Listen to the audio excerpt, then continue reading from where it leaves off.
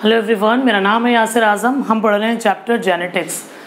Okay, we are studying the chapter principles of inheritance and variation, जिसका first part हमने किया था, जिसमें हमने जो थ्योरीज पढ़ी थी उन थ्योरीज का नाम, जो कॉमन नाम है, उनको कहते हैं थ्योरीज ऑफ ब्लेंडिंग इनहेरिटेंस। ऐसा क्यों? क्योंकि वो सारी की सारी थ्योरीज के अकॉर्डिंग क्या था कि मेल और फीमेल के कैरेक्टर्स आके ब्लेंड होते हैं, फिर वो आगे चल के अगली जनरेशन में आते हैं। लेकिन ये ब्लेंडिंग थ्योरीज सारी की सारी फेल हो गई थी। हाँ, उसमें से कुछ पॉइंट्स, हर थ्योरी के कुछ पॉइंट कहीं ना कहीं पे फिट हो जाते हैं, बट ओवरऑल वो सारी थ्योरीज फेल हो गई थी। क्यों? क्योंकि ब्लेंडिंग नहीं होती है, सेग्रीगेशन रहता है कैरेक्टर्स का। ठीक है, अगर ब्लेंडिंग हो तो मेल और फीमेल कम हाफ हाफ जनरेशन में पास होते चलेंगे। ठीक है, जबकि ऐसा नहीं होता, या तो मेल ऑफ स्प्रिंग आते हैं या फीमेल ऑफ स्प्रिंग्स आते हैं, until unless there is no problem. अब इस चैप्टर को आगे कंटिन्यू करने से पहले कुछ टर्मिनोलॉजीज़ के बारे में पता होना बहुत ज़रूरी है। अगर वो टर्म्स आपको नहीं पता होंगे तो आपको चैप्टर अच्छे से समझ में नहीं आएगा। वो टर्म्स हैं जैसे जीन्स, कैरेक्टर, एलीलीज, एक चीज़ ट्रेट्स है, ट्रेट्स, होमोजाइगस, हेटेरोजाइगस। ये सारे टर्म्स आपको पहले समझने पड़ेंगे। ठीक है, और भी बहुत सारे टर्म्स हैं, लिख ही देते हैं।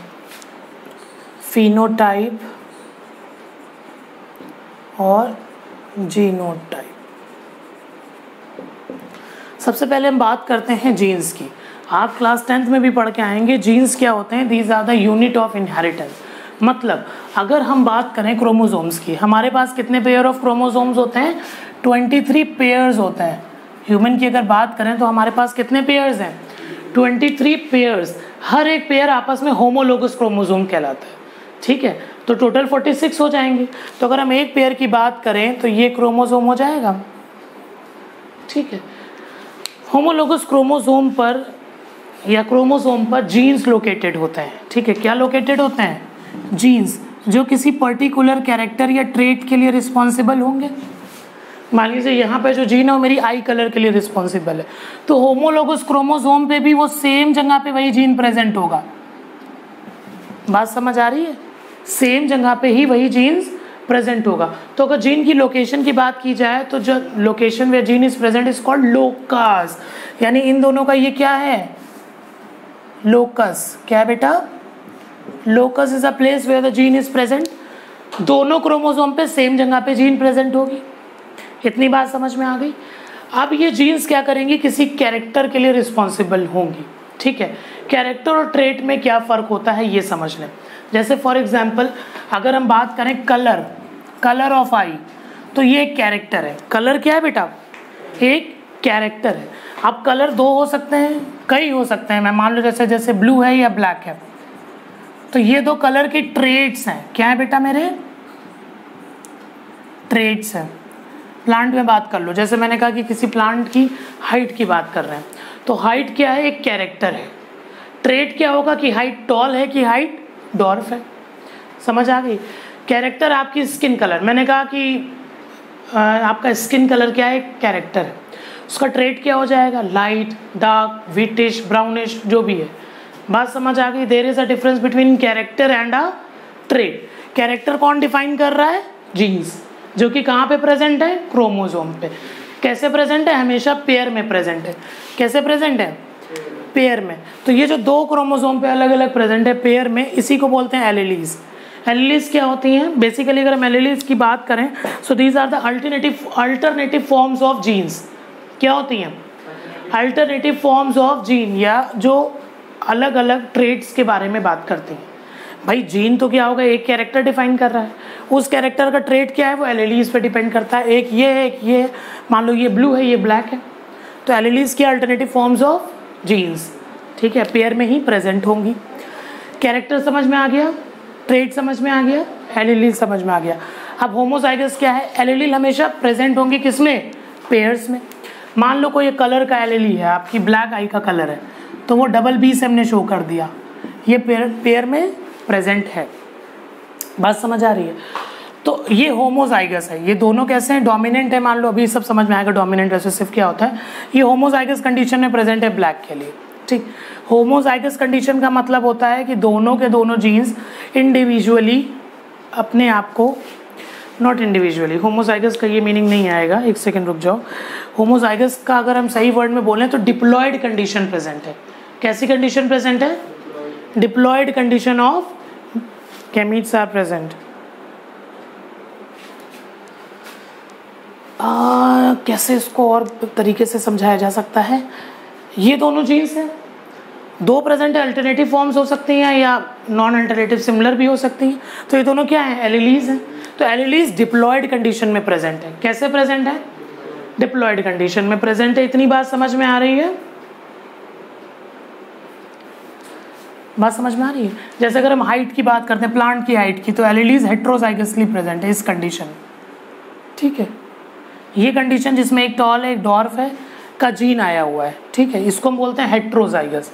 होमोजाइगस में दोनों ही डिप्लॉयड कंडीशन में, इसमें कैसी कंडीशन में आ जाएंगे बेटा, अगर हम हेट्रोजाइगस की बात करेंगे तो डिप्लॉयड कंडीशन है लेकिन दोनों ही एलिलीज क्या है, डिफरेंट। यहाँ पे भी डिप्लॉयड थी, दोनों कंडीशन क्या है, सेम, और यहाँ पे दोनों कंडीशन क्या है, डिफरेंट। होमोजाइगस हेट्रो समझ में आ गया।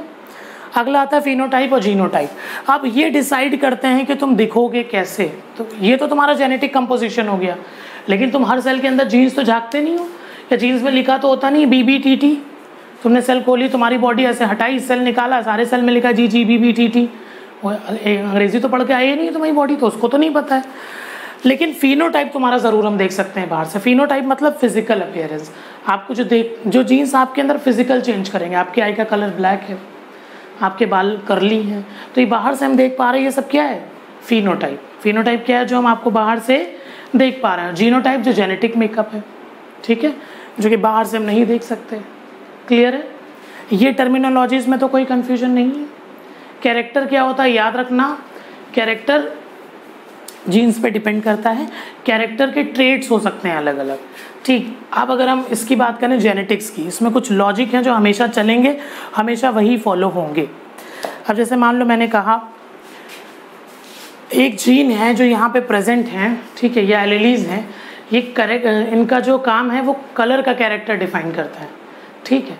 तो कलर में वो दोनों हो सकते हैं, ग्रीन भी हो सकता है और रेड भी, ठीक। तो ये दोनों ट्रेड्स हो गए। जब हम कोई कैरेक्टर चूज करते हैं, मान लो अगर हम कलर की बात कर रहे हैं कि कोई प्लांट है उससे कलर की बात कर रहे हो, तो हम A से Z तक कोई भी एक अल्फ़ाबेट ले सकते हैं उसके कलर को दिखाने के लिए। जैसे मान लो हमने ले लिया C, ठीक है, C से हम उसके कैरेक्टर कलर को डिफाइन करेंगे। बात समझ आ रही। तो जो इसके ट्रेड्स होंगे ना, वो ट्रेड्स भी क्या होंगे, फिर सारे C से ही दिखाओगे, चाहे जितने वेरिएंट्स हों। फ्लावर के 2 कलर आते हो, 5 कलर आते हो, सब में अब C ही चलेगा। कैरेक्टर का जो अल्फ़ाबेट ले लिया जाता है वही चलता है हमारे बाकी सारे ट्रेड्स में। बात नहीं समझ में आई। जैसे मैंने कहा कि प्लांट है, उसके 2 तरह के फ्लावर आते हैं, रेड और ग्रीन, ठीक है। हमने कलर की बात करी, हमने कैरेक्टर ले लिया R, मतलब कैरेक्टर डिफाइन करने के लिए लेटर ले लिया R। अब इन सब में R ही चलेगा, तो क्या कर सकते हैं, इसका R कैपिटल कर देंगे, इसका R स्मॉल कर देंगे।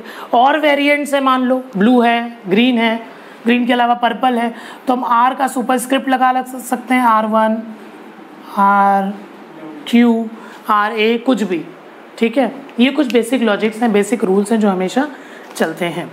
चलो अब आगे बढ़ते हैं।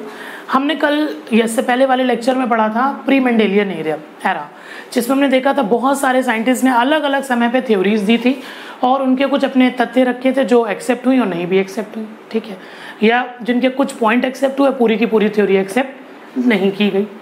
अब बात करते हैं मेंडल के बारे में। मेंडल के बारे में बात करने से पहले थोड़ी सी मेंडल की हिस्ट्री जानना बहुत ज़रूरी है। और जैसा कि मैं पहले भी बता चुका हूँ, किसी के भी बारे में जब हम हिस्ट्री पढ़ते हैं तो हमें वहाँ जाना होता है, ना कि वहाँ से चीज़ों को यहाँ लाना होता है। आप ये कंपेयर नहीं करेंगे, अरे ऐसे कैसे वो ये नहीं देख पाया, गूगल कर लेता, मिल जाता। बात समझ आ रही। अरे मेंडल को इतनी अकल नहीं थी, इतने 7 साल तक उसने मेहनत करी। हमको पता था, हम अपने सब डाटा फ़ोन में सेव करते रहते बढ़िया, और उसको कंपेयर करते रहते फ़ोन से। कुछ नहीं, कुछ भी नहीं था, तब वो इतना कुछ कर ले गए, ठीक है। तो हमें हमेशा हिस्ट्री पढ़ने के लिए हिस्ट्री में जाना होता है, ना कि हिस्ट्री को वहाँ से यहाँ लाना होता है, ये याद रखना, ठीक है। अच्छा, बात करेंगे थोड़ी सी मेंडल के बारे में। जो मेंडल थे, मेंडल का जो पूरा नाम था वो था ग्रेगर जोहान मेंडल।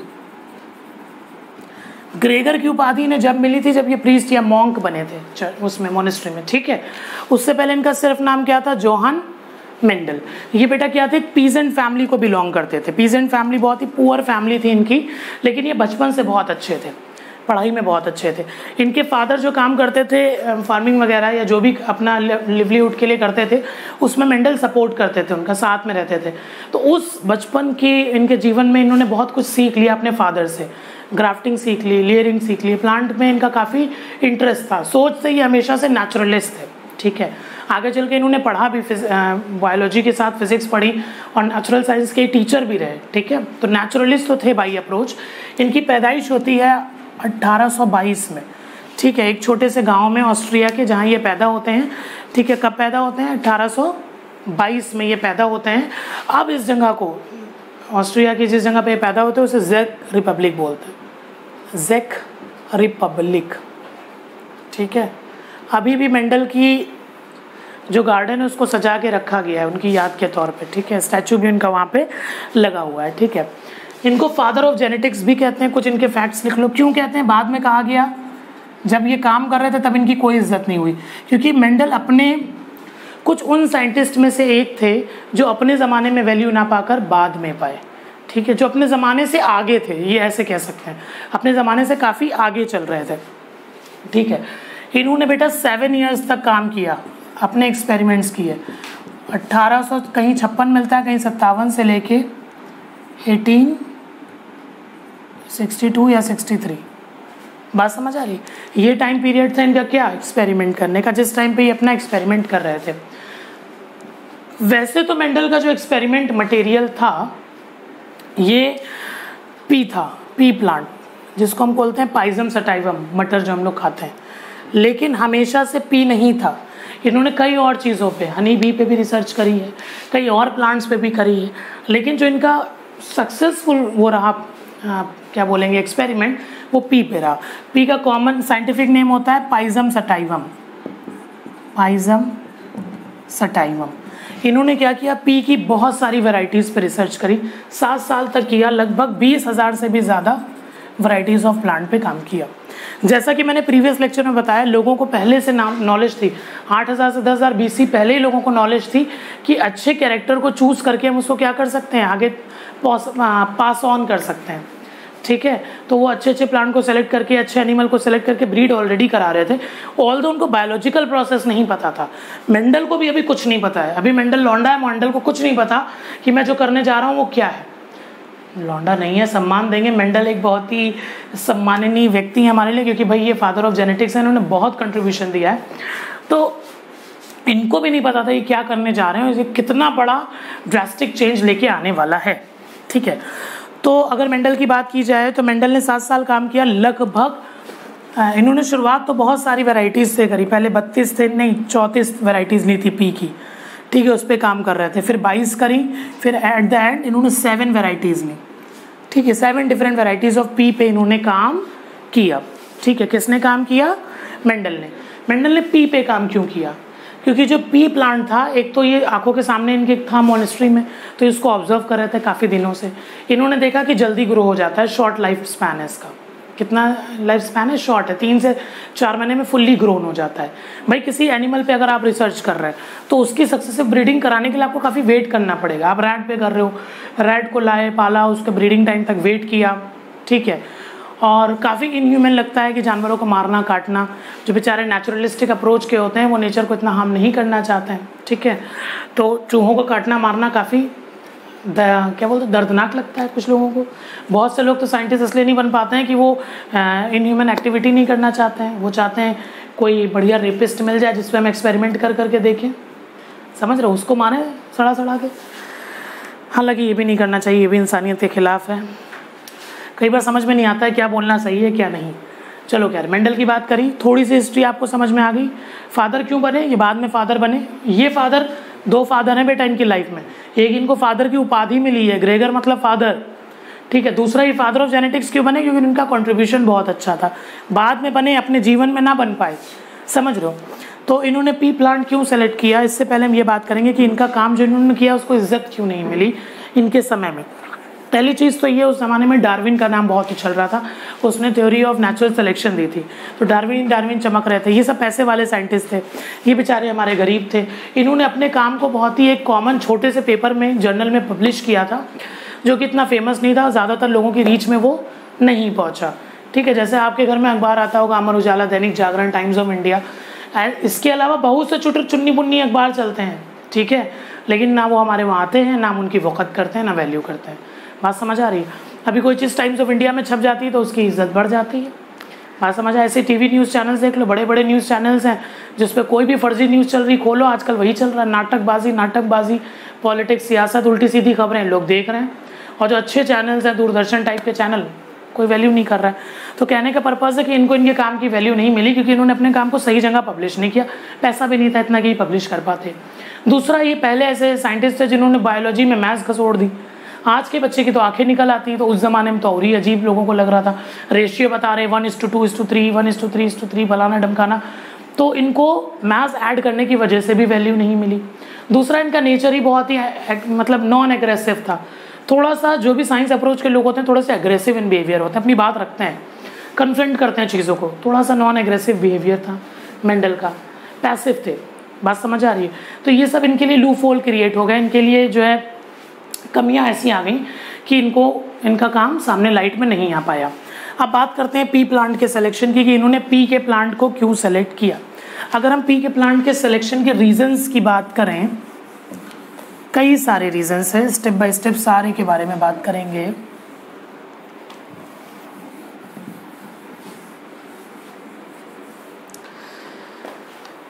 ये टीचर थे नेचुरल साइंस के, ठीक है, साथ में अपना काम भी कर रहे थे। बात समझ आ रही है? फिर अपना टीचिंग प्रोफेशन त्याग करके पूरी तरह से इसमें लग गए थे, ठीक है। इनकी लाइफ अगर की बात की जाए तो 1822 से ये मर गए थे। कब? 1884 नहीं, ये मरे हैं हाँ 1884 में, और लगभग 1866 में इन्होंने अपने काम को पब्लिश कर दिया था, ठीक है। लेकिन इसकी कोई वैल्यू नहीं आई क्योंकि अच्छे जनरल में नहीं आया था। फिर 1900 में इनके काम को रीडिस्कवर किया गया, ठीक है। ये जो सारी बातें अब हम पढ़ेंगे कि पी प्लांट ही क्यों सेलेक्ट किया, ठीक है, ये सब बातें की इज्जत इनको मिलेगी 1900 के बाद। तीन साइंटिस्ट थे, ठीक है, 1900 में, एरिक वॉन शेमार्क, ह्यूगो डिवरीज और जो चौथे थे वो थे कार्ल कॉरेन। इन सब ने मेंडल के काम को रीडिस्कवर किया अलग अलग, और अच्छे जनरल में ह्यूगो डिवरीज ने जो है पब्लिश कर दिया था। इन्होंने पब्लिश किया था जिस पेपर में, उसका नाम था फ्लोरा मैगजीन में पब्लिश कर दिया था, जो कि एक फेमस मैगजीन थी। इनके काम को तब वैल्यू मिली। बात समझ आ रही है? तो ये सब इनका जो सम्मान है वो इनकी मरने के 34 साल बाद मिला, ठीक है। और ये इनका सारा डाटा बहुत अच्छे से स्टोर था इनके पास, जो इनका हैंड रिटन डाटा था, जो भी डाटा था वो इतने साल तक रहना बहुत बड़ी बात है। भैया तुम्हारी उम्र जो है ना उससे 2 गुना ज़्यादा समय गुजर गया था डाटा को स्टोर किए हुए। उस ज़माने में कुछ ऐसा तो था नहीं कि हमने एक गूगल ड्राइव पर डाल दिया, ऐसा कोई ऑप्शन नहीं था। हार्ड कॉपी हार्ड फॉर्म में ही लोगों के पास रहता था, तो ये डाटा स्टोर रहा। बाद में इसको दोबारा से रीडिस्कवर किया 3 साइंटिस्ट ने, अलग अलग अपने इंडिविजुअली, एरिक वॉन शेमार्क, ह्यूगो डिवरीज और कार्ल कॉरेंस। तीनों के नाम आपको याद रखने।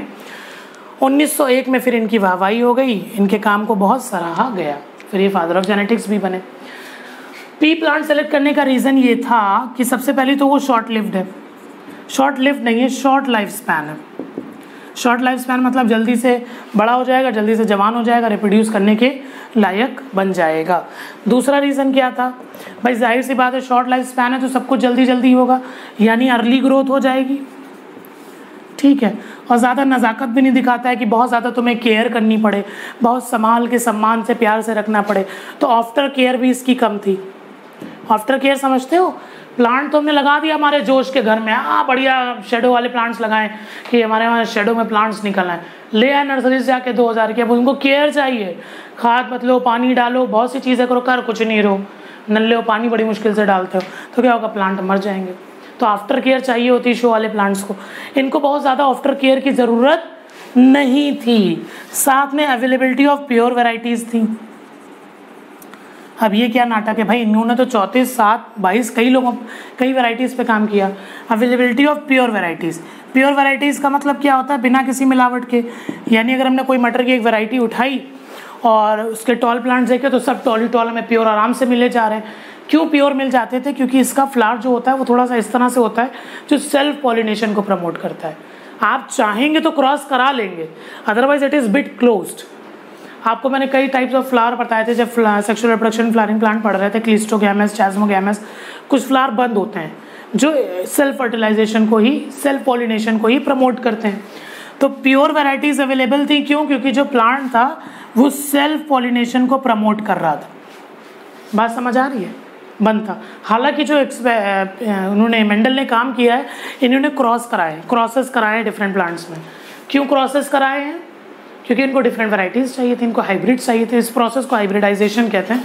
Late me have some glass of water, wait है नहीं। अगला रीज़न था बेटा easily detectable contrasting character. Easily detectable contrasting character, यानी पी प्लांट में कॉन्ट्रास्टिंग कैरेक्टर मिल रहे थे। जैसे एक टॉल है, डॉर्फ है, उसका कॉन्ट्रास्ट, पर वॉयलेट कलर का फ्लावर है, वाइट कलर का फ्लावर है, टर्मिनल पोजीशन पे फ्लावर है, एक्सियल पे फ्लावर है। तो हमको 7 पेयर ऑफ कॉन्ट्रास्टिंग कैरेक्टर देखने को मिलते हैं पी प्लांट में। इस वजह से भी एक रीज़न था पी प्लांट को सेलेक्ट करने का। बात समझ में आ रही है? तो पी प्लांट सेलेक्ट करने का एक रीज़न था ईजिली डिटेक्टेबल कॉन्ट्रास्टिंग कैरेक्टर्स। बात समझ में आ गई? अगला रीज़न था पॉसिबिलिटी ऑफ कंट्रोल्ड ब्रीडिंग। अब ये क्या नाटक है? पॉसिबिलिटी ऑफ कंट्रोल ब्रीडिंग क्यों? क्योंकि प्लांट का जो स्ट्रक्चर था वो इस तरह से डिज़ाइन था कि it was promoting the what? Self pollination. तो पॉसिबिलिटी ऑफ कंट्रोल ब्रीडिंग थी पाइजम सटाइवम में। ठीक है। इसके अलावा एक रीज़न था जो कि ये 3 रीज़न एक ही में निकाल लाता है, नहीं ये 2 रीज़न, वो होता है सेल्फ पॉलिनेशन। भाई आपको दर दर भटकना नहीं है, ऐसा नहीं कि आपको तब परेशान रहना है भैया क्रॉस पॉलिनेशन होगा, बीज आए प्रॉपर, बढ़िया क्रॉस पॉलिनेशन हो वहाँ पे, कोई चिंतक बात ही नहीं। अपने आप स्वयं सक्षम है सब कुछ करने में। बाइसेक्सुअल फ्लावर है तो नेचुरल सी बात है, किसी का इंतज़ार करने की ज़रूरत नहीं है, सेल्फ पॉलिनेशन हो जाता था। दूसरा रीज़न जो बहुत बड़ा रीज़न था इसका वो ये था कि जो हाइब्रिड बनाए थे मेंडल ने, हाइब्रिड समझते हैं क्या होता है? हाइब्रिड मतलब 2 डिफरेंट, हमने प्लांट, एक प्लांट ये ले लिया, ये ले लिया, इससे बनाया हुआ प्लांट हाइब्रिड हो गया। ठीक है। हाइब्रिडाइजेशन इस प्रोसेस को कहते हैं the blending of genes from 2 different parents, not blending, transfer of genes from 2 parents. 2 parents को कंबाइन करा के जब हम कुछ कराते हैं। हाइब्रिड की अगर डिफिनीशन की बात की जाए, चलो बता देंगे। ठीक है। कैरेक्टर्स, 2 कैरेक्टर्स को आपस में हम चेक करते हैं हाइब्रिड बनाने के बाद कि क्या हुआ, अगली जनरेशन में क्या आया। तो जो हाइब्रिड बन रहे थे ना पी प्लांट के, वो सारे फर्टाइल थे। वो क्या होते हैं? फर्टाइल। नेचर इस चीज़ को कम प्रमोट करता है कि जो हाइब्रिड बनते हैं जनरली वो इनफर्टाइल हो जाते हैं। जैसे आप देखें डंकी और हॉर्स के केस में, हॉर्स और डंकी का जो बच्चा होता है, जो ऑफस्प्रिंग प्रोड्यूस होता है, उसको कहते हैं म्यूल, खच्चर। ठीक है। वो पैदा तो हो जाता है पर वो इनफर्टाइल होता है, यानी वो आगे जनरेशन नहीं बढ़ा पाएगा। जबकि पी का जो हाइब्रिड बन रहा था वो क्या था मेरे बच्चों? फर्टाइल था। पी प्लांट के बारे में और कुछ चीज़ें जान लेते हैं, स्क्रीनशॉट लेते रहिएगा अगर आपको कैरेक्टर ये जानना हो। ठीक है। एक मच्छर इंसान को, ठीक है।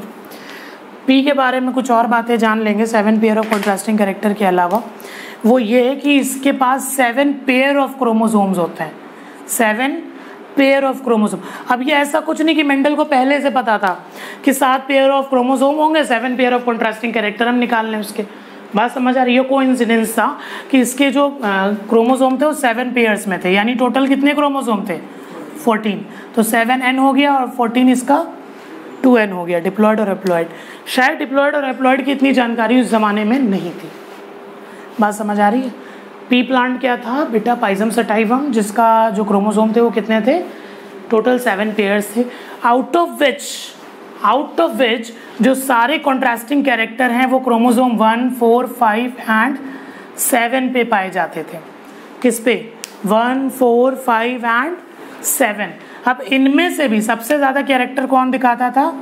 फोर्थ वाला। कौन सा? फोर्थ वाला। तो एक टेबल बना ले तो हमें आराम से याद हो जाएगा।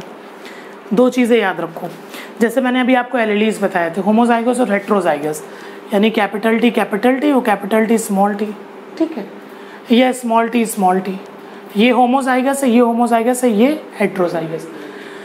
जो कैपिटल से हम शो करते हैं जनरली वो डोमिनेंट दिखाते हैं। डोमिनेंट का मतलब कि चाहे वो होमोजाइगस कंडीशन में हो, चाहे वो हेट्रोजाइगस में कंडीशन में हो, मगर वो अगली जनरेशन में अपना जलवा दिखा देगा। यानी ये टॉल है तो अगले में टॉल ही बनेगा, ये टॉल है तो अगले में टॉल बनेगा। होमोजाइगस रेसेसिव जो होते हैं, यानी जो रेसेसिव है, जो डोमिनेट अपना कैरेक्टर नहीं कर पा रहे हैं, वो अगली जनरेशन में जब ही सामने आएंगे जब वो होमोजाइगस कंडीशन में हो, यानी दोनों स्मॉल टी होंगे। बात समझ आ रही है? कैपिटल टी का अपना जलवा है भाई, डोमिनेंट कैरेक्टर का अपना जलवा है, वो चाहे होमोजाइगस कंडीशन में हो चाहे हेट्रो में हो, अगली जनरेशन में वो खुद को दिखा सकता है। लेकिन हेट्रोजाइगस वाला अपने आप को, रेसेसिव वाला अपने आप को सिर्फ और सिर्फ होमोजाइगस कंडीशन में दिखा सकता है। चलो फटाक से अगला पढ़ते हैं, हम एक चार्ट बनाते हैं, ठीक है। चलिए फटाफट टेबल बना लेते हैं मेंडल की। कैरेक्टर्स एक तरफ हम लिखेंगे, कौन से वो 7 पेयर ऑफ कॉन्ट्रास्टिंग कैरेक्टर्स थे, और दूसरी तरफ हम पढ़ लेंगे कि उनमें से कौन सा डोमिनेंट था। डोमिनेंट समझते हो? मैंने अभी बताया जो होमोजाइगस कंडीशन हो चाहे हेट्रोजाइगस कंडीशन हो, अगली जनरेशन में अपने आप को दिखाने में सक्षम होगा। रेसेसिव जिसकी कोई वक़्त औकात नहीं है, जो अगर होमोजाइगस कंडीशन में है तो अपने आप को दिखा पाएगा, अदरवाइज वो अपने आप को दिखा नहीं पाएगा। 7 पेयर ऑफ कॉन्ट्रास्टिंग कैरेक्टर, चलो पहले लिख लेते हैं। एक चीज और लिख लेते हैं ताकि तुम पिक्चर खींच लेना, तुम्हारे मजे हो जाएंगे। यहाँ पे कि किस क्रोमोसोम पे, कौन से क्रोमोसोम नंबर पे वो कैरेक्टर पाया जा रहा था। ठीक है, कैरेक्टर क्या क्या है बोलना शुरू करो बुक से। हाँ, flower colour, flower position, pod shape, pod colour, seed shape, seed colour.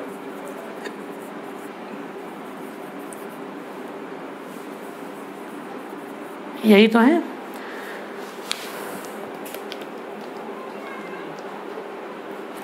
देखो किस किस तरीके के पाए जा रहे थे। स्टेम की जो हाइट थी, स्टेम की जो हाइट थी, या तो भैया वो टॉल होगा या वो डॉर्फ होगा। ऐसा नहीं था कि टॉल और ड्रॉफ को मिलाया तो एक बीच की हाइट आ गई। हालांकि आगे चल के आप पढ़ेंगे कुछ जगहों पे इनकम्प्लीट डोमिनेंस, को डोमिनेंस वो अलग चीज़ है, पर यहाँ पे इंडिपेंडेंट था। मतलब या तो टॉल होगा या डॉर्फ होगा, ब्लेंडिंग नहीं हो रही है कैरेक्टर्स की। बात समझ आ रही है? टॉल डोमिनेंट था और डॉर्फ रेसेसिव था। हाइट से भी याद रखने का तरीका अच्छा है भाई, हाइट कम है तो रेसेसिव होना ही पड़ेगा। भाई समझ में आ रही है? ऐसा ज़रूरी नहीं, छोटी हाइट वाले भी बड़े चिराइंदे होते हैं। फ्लावर कलर की बात कर लें तो या तो वॉयलेट था, या रेड भी कई जगह पे मिल जाएगा तुमको, या वाइट था। वॉयलेट हमारा डोमिनेंट था और रेड वाइट क्या था हमारा, वाइट क्या था, रेसेसिव। फ्लावर की पोजीशन क्या थी? या तो एक्सियल थी या टर्मिनल थी। एक्सियल बोले तो जैसे मान लो मैं एक प्लांट हूँ, ठीक है, यहाँ पे एक फ्लावर निकल आया, एक फ्लावर यहाँ पे निकल आया लीव्स के पास, एक यहाँ पे निकल, एक यहाँ पे निकल, यहाँ पे नहीं निकला है मेरे टकले पे, ठीक है। तो अगर सर पे निकल आएगा ना तो ये क्या करेगा, आगे प्लांट को नहीं बढ़ने देगा। तो टर्मिनल वाले stops the growth of stem. Terminal वाले क्या करते थे, स्टेम की ग्रोथ को रोक देते थे, जबकि एक्सियल वालों का इतना फर्क नहीं पड़ता था, ठीक है। तो अब एक एक्सियल लेकिन डोमिनेंट था और टर्मिनल क्या था मेरे बच्चों, रेसेसिव था। अब पॉड शेप की बात कर ली जाए तो पॉड शेप को हम क्या कहते हैं, फुल या इन्फ्लेटेड। मटर फली खाई है? देखो ऐसे ही पॉड शेप होता है, कुछ आती हैं जो ऐसे ऐसे होती हैं, देखा है? तो जो ये फुल वाली है इसको फुल बोलेंगे या इन्फ्लेटेड बोलेंगे, और जो ये ऐसे बेचारी ऐसे कर्व खाती हुई जा रही है ये हमारी क्या हो जाएगी, कंस्ट्रिक्टेड। क्या हो जाएगी मेरे बच्चों, कॉन्स्ट्रिक्टेड। अगला हमारा क्या आता है, पॉड कलर। पॉड कलर क्या था, ग्रीन था, येलो था, येलो, ठीक है, ग्रीन डोमिनेंट था, येलो रेसेसिव था। बोल दो अगर कुछ अजीब सा लग रहा है, समझ में नहीं आ रहा है क्या। सीड शेप की बात की जाएगी तो राउंड थे, गोल गोल या रिंकल थे। रिंकल मतलब झुरझुरे मुरझाए हुए, जैसे भाई एक गोल ये सीड है और एक ये सीड है, डिफरेंस समझ में आ रहा है। तो गोल राउंड सीड हो, जनरली हमारे वहाँ जो ब्रीड आती है हम लोग जो खाते हैं सीतापुरीज, मोस्टली कौन से खाते हैं, राउंड ग्रीन वाले और इन्फ्लेटेड।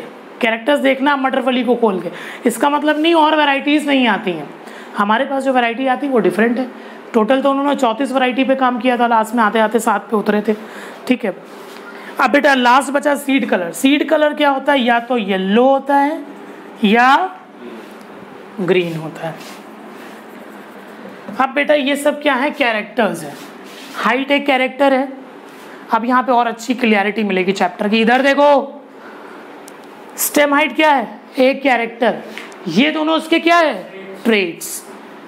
फ्लावर कलर कैरेक्टर, ये दोनों ट्रेट्स। अब हम एक कैरेक्टर के लिए एक अल्फाबेट उठाएंगे, बात समझ आ रही है, एक कैरेक्टर के लिए एक अल्फाबेट उठाएंगे, फिर उसी का कैपिटल स्मॉल लिख देंगे या सुपर सबस्क्रिप्ट कुछ लगा लेंगे, कुछ ऐसा कर लेंगे, ठीक है, सुपर स्क्रिप्ट या सबस्क्रिप्ट। जैसे हमने स्टेम के लिए लिया टॉल, तो capital T small T. Flower colour के लिए हम क्या ले लेंगे, आर ले लो, आर तो इधर स्मॉल आर। बच्चे सोचेंगे सर डब्ल्यू है, डब्ल्यू होना चाहिए ना, अगर चाहो तो तुम इसे शुरू से डब्ल्यू ले लो इस कैरेक्टर को, तो तुम कैपिटल डब्ल्यू स्मॉल डब्ल्यू ले सकते हो। ये तुम्हारी चॉइस पे कि कैरेक्टर को क्या अल्फाबेट देना है, बात समझ आ रही, कैरेक्टर को कौन सा अल्फाबेट देना है ये तुम्हारी चॉइस पर है। क्या हुआ बताओ, यहाँ पे कैरेक्टर को चरित्र से मत जोड़िएगा, ठीक है, कैरेक्टर जो जीन डिफाइन करेगा एक पर्टिकुलर कैरेक्टर। एक्सियल के लिए बेटा अगर हमने ले लिया ए, तो ये हो जाएगा स्मॉल ए। इन्फ्लेटेड के लिए ले लो मान लो आई, तो ये हो जाएगा स्मॉल आई। ग्रीन के लिए ले लिया हमने जी, तो ये हो जाएगा स्मॉल जी। क्लियर है। राउंड के लिए ले लो मान लो एम, ये स्मॉल एम। अलग अलग जगहों पे अलग अलग वैल्यूज मिल जाएंगी, कोई ऐसी बात नहीं। कोई बात तो ज़रूर है देवांश, तुम इतना जो मुस्कुरा रहे हो, क्या गम है जिसको छुपा रहे हो। अब हम बात करेंगे कौन सा डाटा किस क्रोमोसोम पे प्रेजेंट था। स्टेम हाइट की बात करी जाए तो क्रोमोसोम नंबर 4 पे प्रेजेंट है, क्रोमोसोम नंबर 4 पे प्रेजेंट है। Flower colour chromosome number 1, flower position chromosome number 4, pod shape chromosome number 4, pod colour 5, seed shape 7, seed colour 1। तो सबसे ज्यादा डाटा किस पे प्रेजेंट है, 4 पे प्रेजेंट है। ये तुम्हारे बोर्ड से कोई लेना देना नहीं है, नीट के लिए इंपॉर्टेंट है। स्क्रीनशॉट मार लो फटाफट।